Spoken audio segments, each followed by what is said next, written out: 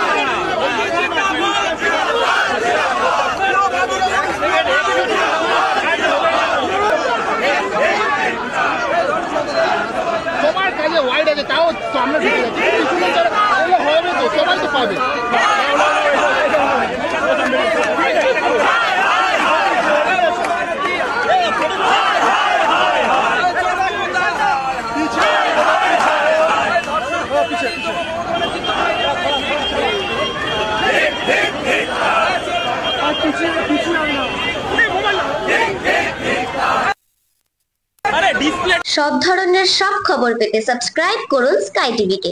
ভুল করবেন না কিন্তু লাইক, কমেন্ট এন্ড শেয়ার দিতে।